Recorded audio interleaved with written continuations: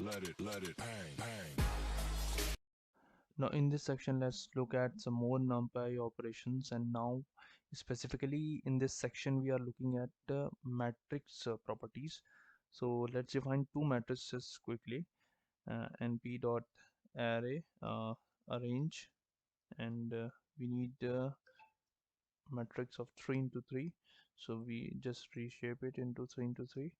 Okay, so we have matrix 1, and let's look at matrix 3. So we can write p dot arrange, and yeah, mm, let's use random function here, rand integer, and we need from 0 to 10 numbers, and in the shape of 3 comma 3.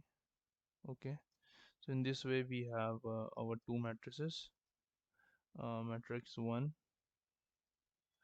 and matrix 2. Okay, so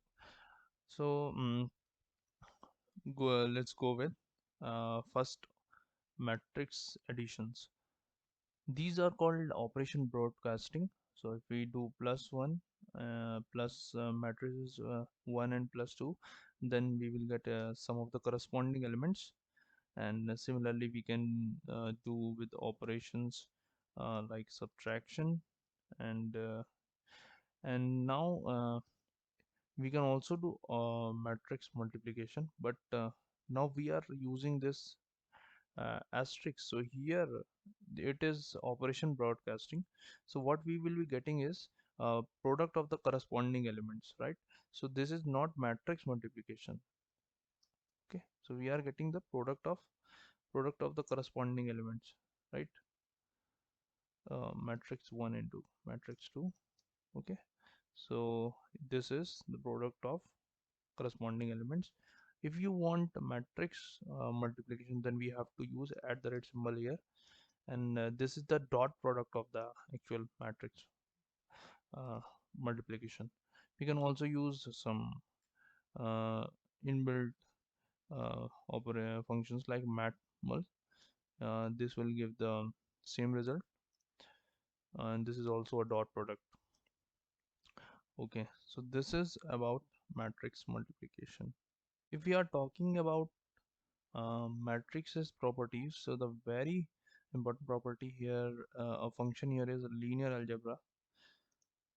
uh, we have here matrix 2. So how we can create an inverse of it?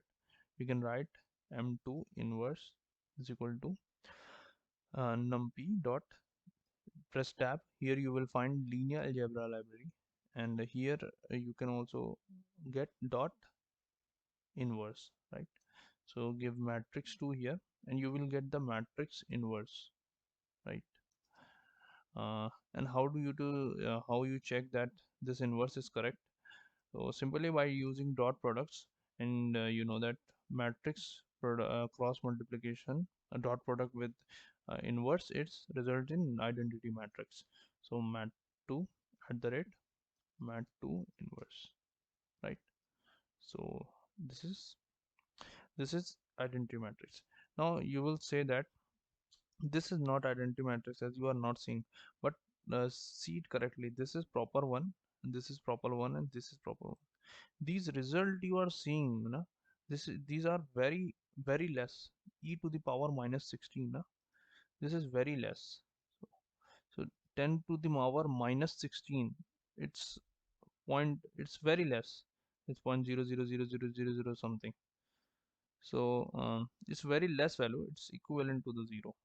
Okay, so it's identity matrix, na?